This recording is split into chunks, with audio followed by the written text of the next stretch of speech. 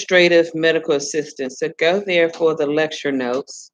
Everyone go to the lecture notes.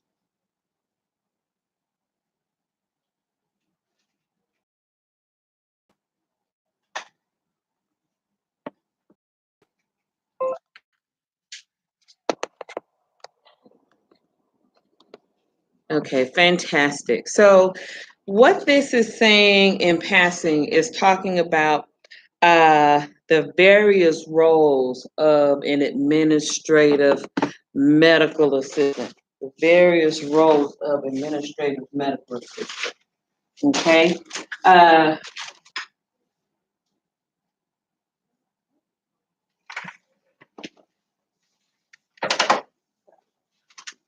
Watermelon?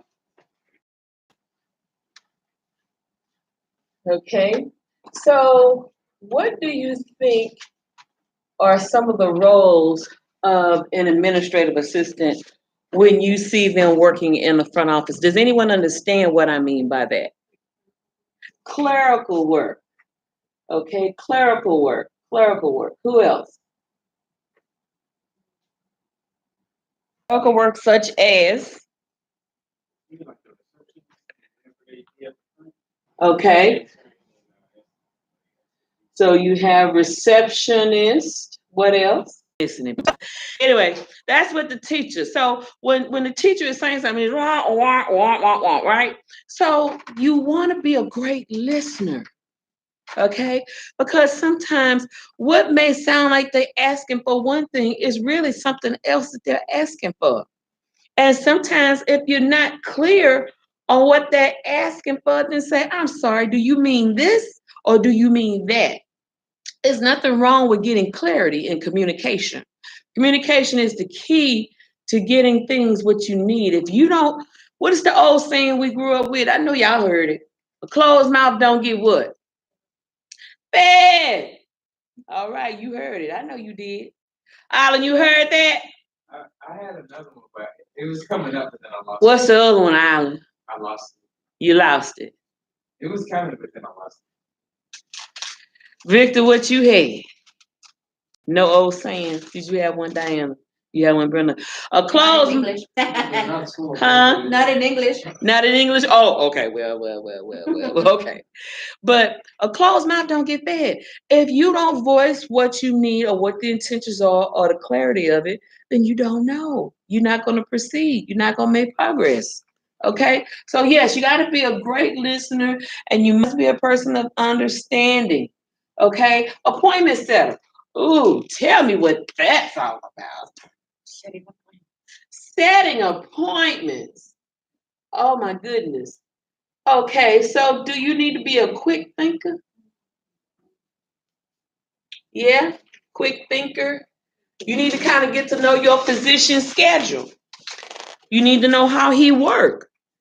Is he in surgery? Does he make hospital rounds on Mondays and Fridays? Is he in clinic on Tuesdays and Thursdays? Does he see patients only Tuesday and Thursdays afternoon and only Wednesday mornings? You need to understand how he works. Easter coming up. Is he going out of town? You need to know how to do that. You need to know how to hold your tongue when you want to tell somebody off. Because they want to tell you off. But they done got quick snapping. That's why Diana has her corner at work. What is it? She has a corner at work. They have you in timeout? Oh my God. Is it that bad? She's that bad. Oh my goodness. I hear you, sister. I hear you. But that comes in, okay. That's when you listen. When they come in and they start, Yeah. just sit there, don't say nothing, don't open your mouth, just let them until they're out of breath. Yeah. And once they're out of breath, then maybe then you can work with them. Yeah. You know, usually get it all out. My technique is I look at them like a deer in headlight. Really? Oh, really? And then they be like, are you really hearing me? Yeah, I'm hearing you. But my daddy used to say, you don't argue with no fool. So I ain't finna argue with you. I ain't finna be a fool with you. So I'm gonna let you argue by yourself. I'm just listening, just looking at you and listening. I got a long day, I don't have enough energy to spend on it. Okay, that's what I'm talking about. Okay, so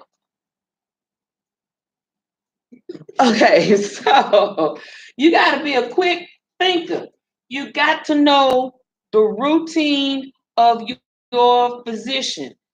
If you have a physician that tends to run late from the hospital, how are you going to handle that? Sitting at the front desk and I told my boss I was going to be to work at 9:30. Is he here or what? And he's in surgery, but he's on his way. And he should be there at 9 o'clock. So what is your reply going to be? Huh? Okay, well, ma'am, I'm so sorry. I apologize. Would you like to reschedule? Anybody else? Let's just tell them, I just tell them one thing, second traffic, that's like traffic. But, and I usually start working them up and getting them in, but I take my time with them. Okay. Yeah.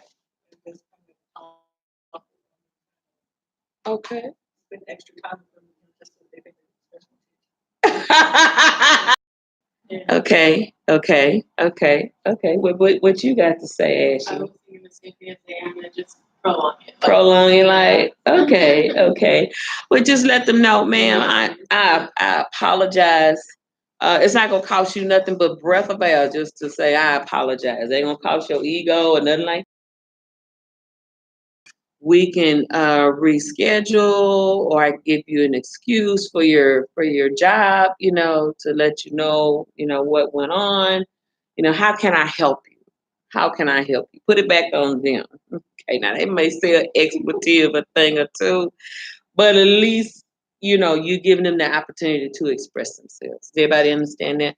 So appointment setters. Now, there are some times, and I'm sure you can attest to this, Diana, where you might have to cancel a week and call and reschedule all these patients. How are you going to handle that? Be ready for the next level. And let them know, well, this is what I have for this week, what works out for you, apologize or whatever. Okay, so the proper protocol is when you get the list, and let's suppose the doctor says, I need to be off the 3rd week of May. Could you reschedule all these patients and I'll come back the 1st week of June? Can you reschedule all these patients from the 1st week of June on down? Okay, so you're gonna take that sheet, right? All for that 3rd week of May. And you're gonna call the first one. And you're gonna say, hi, this is Ashley calling from Dr. Stewart's office. I'm so sorry to give you a call, but your appointment for May the 15th has been canceled. The doctor has to be out of town for an important meeting, however you have to address it. And we have to reschedule your appointment. And I'm so sorry about that. The next available we have, and so when you get a list like that, everybody, you want to check out what all possible openings are that 1st week of June that he comes back. So you could quickly move. So you can quickly remember where to go.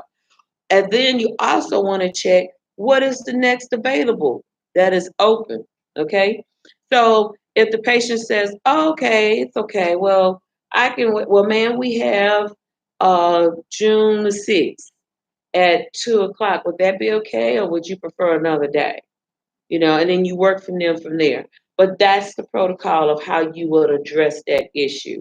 And say, hi, this is Ashley. Or if you have to leave a message, make sure that on the electronic medical records that it has been clicked and cleared to say that you can leave messages on their voicemail. Okay, because not everybody wants you to leave messages on their voicemail, especially if it's their home telephone number. If it's their cell number and they had it clicked, then do that. But sometimes you got spouses or significant others, they will check their voice, will sneak up in the middle of the night. Don't be leaving me voice messages because I don't check them. Okay, I don't do that. I don't even bother with it. That's wasting energy. Wasting energy. But are y'all understanding that? Yes, ma'am. Also, what I do, if the documentation sheet is still be out, review the schedule and see which patients are priority, which ones need to be back sooner. Oh, good. Yeah, if they're coming in because they have problems with medication, reaction, treatment, infection or something, then we want those to come back in a timely manner so that we can continue care. The other ones that are routine, yeah, you can put those out further. A lot of times what I'll do is review with the doctor and say, hey, this, and she kind of, we kind of get together, like, okay, so-and-so needs to come back because, their pressure was high, last time, I want to make sure it's okay. So, and then sometimes they'll even like bring them in before I leave. Oh, good. Good. Oh, very good, Diana. Yeah, so you do have to make discretionary decisions on what patients need to be pushed back versus what patients need to come in right away. And then sometimes if you have a colleague, if they have a colleague. Yeah, which ones can we put with another doctor? Mhm. That's all. Yeah, exactly. Very good. Very well said. I forgot all about that, and I haven't done that in a long time. I forgot all about that. So yeah, very well said. Does everybody understand that? Okay. Is there anything else you want to add to that, Diana? Am I missing anything on appointment setting? Make sure when y'all do get incoming calls from patients, please answer the phone professionally. Hi, this is Brenda, Dr. Stewart's office. How may I help you? Hi, this is Victor, Dr. Stewart's office. How may I help you? Hi, this is Alan, Dr. Stewart's office. How may I help you? So on and so on. Is everybody catching that? Okay, make sure don't be answering the phone talking about hello. Is this Dr. I would double check the Stewart's number office? and call it. Yeah, I'd be like, is this Dr. Stewart's office? Oh yeah, this Dr. Stewart's office. What you want? What I want? Maybe I want to talk to one of the nurses. Right? Yeah. Is your office manager there? Cause I wanna. Oh, you don't sound right. Oh no. Okay. Are y'all getting this? So make sure you say that when you do set appointments, make sure you get all the details. What happens at appointments affects front desk. What happens at front desk affects the nurses. What happens with the nurses affects the coders. What happens with the coders affects the billers in the end. So, okay, what you gotta say for that, Diane? Okay, like for me, I have eye exams. So with insurances, the co-payment is different for just a regular office visit than what it is for like a physical or something or an eye exam. Some don't have a copay, some do. So if you make their appointment under the wrong visit type, it'll either generate or not generate the copay, and it causes all kinds of confusion because if you don't get the copay in the beginning, you're not going to get it at the end. That's right. That's right. And if you get the copay and the patient realizes they weren't supposed to pay it, they want their money back. And you're like, well, we can quit. And then, of course, the front desk people have to deal with something. I'm back office right now. But yeah, see that's where you have to understand the difference. You have to know the difference between a regular office visit and a physical because insurance will pay a different copay. That's right. That's right. Sometimes not a code. They require different copay. They require, yeah, absolutely. Very well said. Very well said. And that's alluded me to talk about verification too. Let me put that on the board so I don't forget. Insurance verification. Very good, Diana. Very well said. So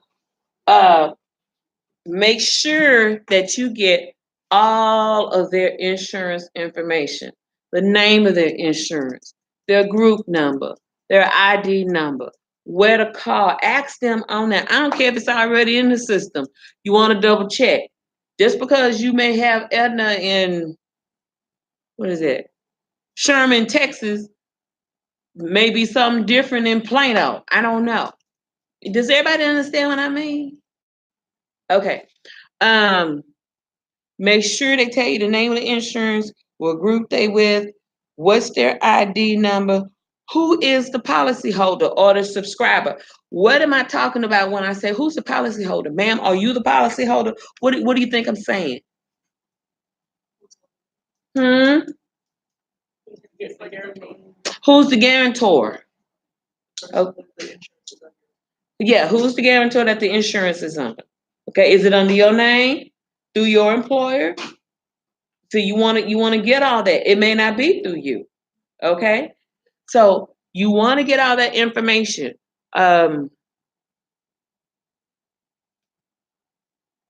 Make sure you get their home address, their birthday. Write all of this down. Why is this important to write all of this down at the time of appointments or put this in the system? So when it's time to what? Verify insurance. Insurance is usually verified 2 to 3 days before the appointment. Okay, before the actual appointment. So today is Monday. Okay, today is Monday. I may be verifying appointments for Wednesday. Does everybody understand that? And then if you run across, like we said last week, somebody has insurance and their insurance term on March the 31st, then you need to call that patient and let them know, ma'am, sir, I called to verify your insurance and it turned. So it's going to be fee for service. Fee for service means all of it up front. You may want to bring in, $175. That's not including lab or x-rays. So you may want to be expecting to pay a minimum of $175 or more. Does everybody understand that? And let them know we take cash, we take credit cards. I don't know about checks. Sometimes they do. Well, if they do them quick debit checks now. They don't waste no time. They don't wait them long. And what else?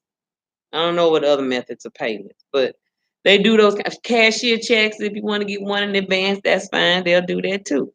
But you got to know which credit cards does your provider accept. Some won't accept Discover cards. Some will. Some may not accept American Express. Some will. Does everybody understand that? Okay. Please don't entertain the fact about Cash App. Companies don't take Cash App. Not big time companies like that, now mom and pops like me, well, yeah. What is that, sweetie? Yeah, it would be, but there's a fee to that. But they're not gonna do that. No, that's a whole nother conversation. Okay, so you must verify insurance. So once you set the appointment, make sure that you put in the appointment settings if this is a what kind of patient? Established patient. If this is a what? New patient. If this is a what? Consult. Consult can mean a second opinion also. Does everybody understand that? Because we got to count the money at the end of the month to see how many new patients that we had coming in for the month of March. We got to do our statistics. That lets us know how our marketing strategy has been. Does everybody understand that? Everybody see Kelsey Sebo on the commercials, right? No, you do, Diana. Every time you turn around, Kelsey Sebo. Right, Alan? I've seen some of this school's commercials. Oh yeah. Okay, well, I'm talking physician offices. I'm not talking schools. I'm talking physician offices. Well, yeah, you do, and that's true. But sometimes we need some sort of feedback to see how many people has it reached. It's asked you if when they do surveys, how did you hear of us? How did you like our service?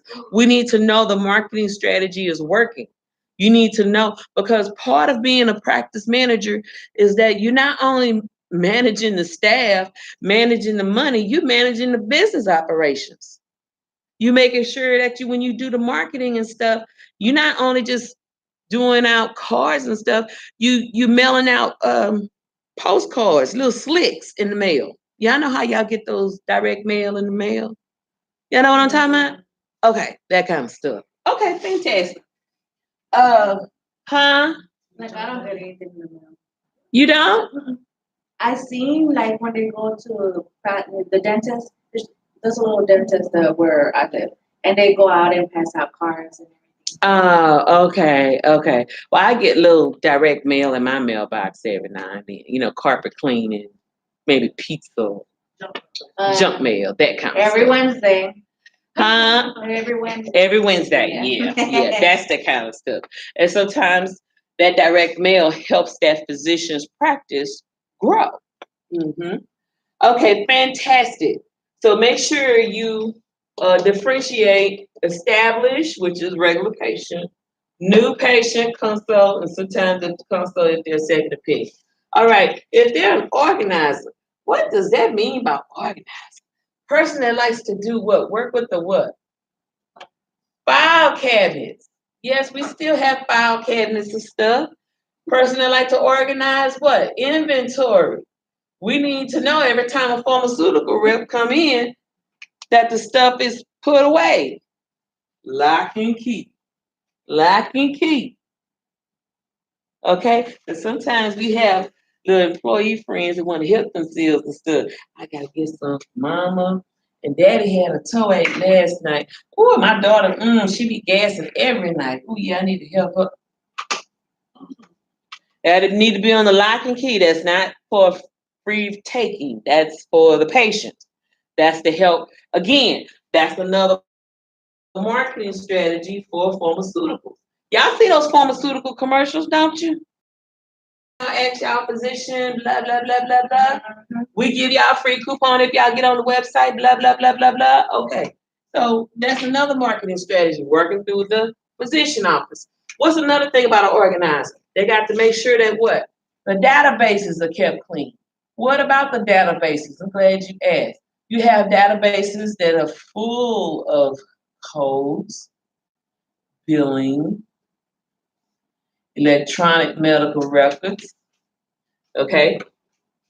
So that needs to be backed up every now and then, once a week. Backed up, and it needs to be put on a cloud. Did everybody not experience the weather on yesterday? The what? Anybody lights went out yesterday? Oh, no. Nobody's lights went out yesterday? Mine did. Yours went out, Island? Pasadena area was. It was horrible. Pasadena was horrible. Okay. Well, what I'm saying is, what if your practice where you work at, the lights went out, the electricity went off? You got to make sure every week that your databases are backed up into the cloud system so you don't lose patient information, so you don't lose soap notes, things of that nature that's been updated every day. So that's part of the practice manager.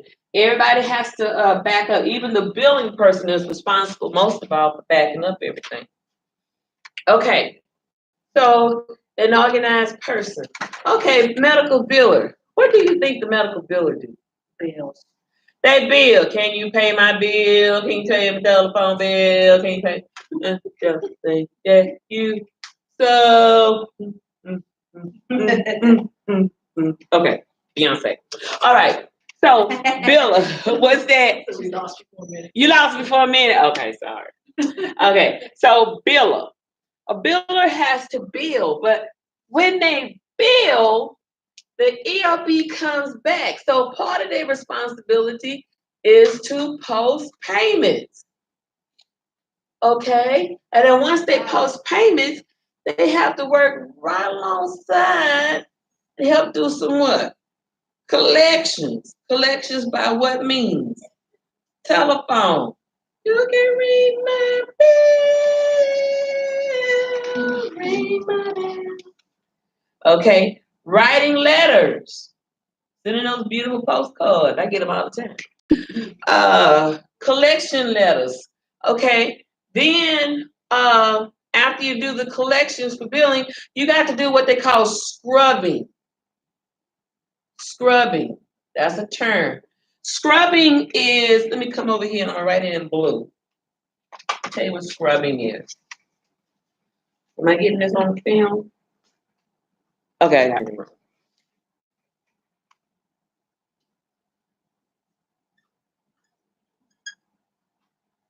Scrubbing. Scrubbing is going to a website. That website can be Aetna, it can be Cigna, whomever, on and on, those insurance companies. It could be Medicare on Trailblazer, Medicaid, okay? And you're going to scrub or search. You're going to search from the first of the month to the last of the month. Oh, this is just too light.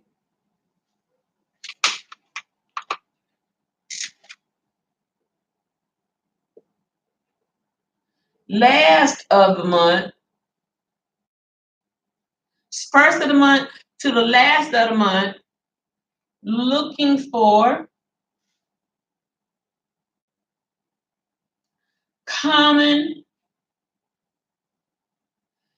message codes, or let's suppose I'm gonna come on this side of the room now, okay?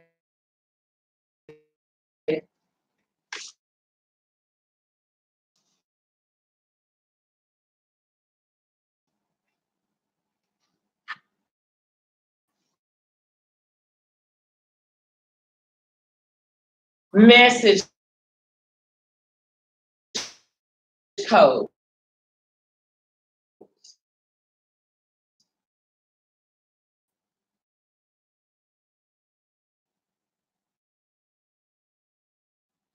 Let's suppose that you have message code 8. Okay. Let's suppose this is Edna. Let's suppose this is Edna insurance.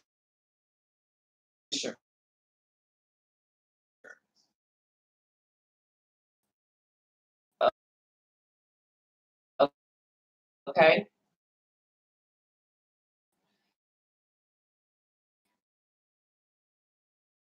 And you have a message code 85.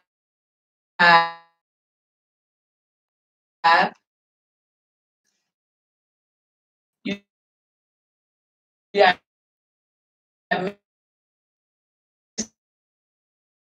message code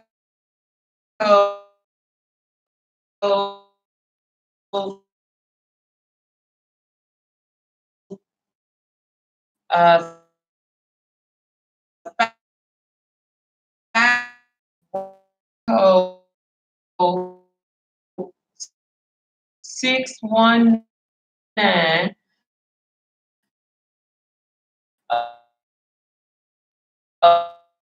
Okay. This message code says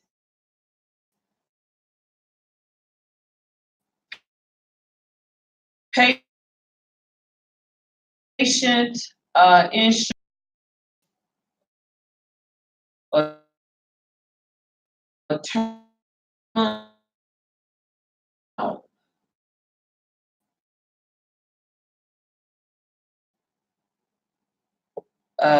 duplicate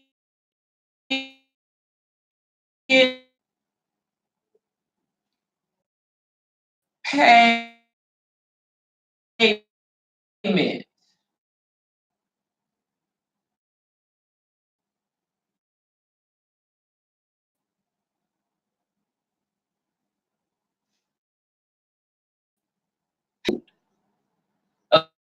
Okay, these are some messages. See paperwork that I gave y'all last week. Just give about 10 more minutes. Remember, we saw that message code on it. We didn't quite understand what that message code mean, but it meant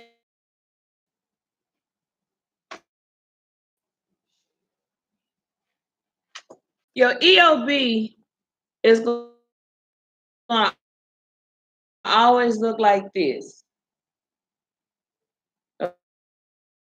Okay, it's going to always look like this.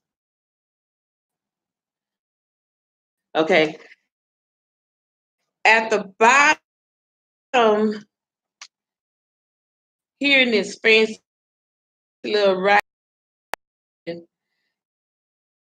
it's going to when you get a bunch of these EOB messages, cluster them all together. Let me explain what I mean by cluster them all together. And you can print them up or highlight them. Sometimes they may let you sheet. If you print one sheet, and sometimes it's like 50 to 100 patients on one sheet. Depends on how it prints. You may highlight all the 835 in yellow, all the 521s in orange, all the Y17s in pink, all the 619s in blue. Okay, so what you're going to do is once you organize them on your sheet, and your sheet may have about 50 to 100 patients. You're going to say, okay, all of my 835s are highlighted in yellow. I need to work all my 835s and out why this patient turned. How do you do that? You're going to call the insurance, because sometimes there can be a misnomer in the system, a glitch, if you will, that may, remember I told y'all last week about abstract year? Sometimes, okay, remember when I said that if a data service is 11/1/2018 and it fell from that abstract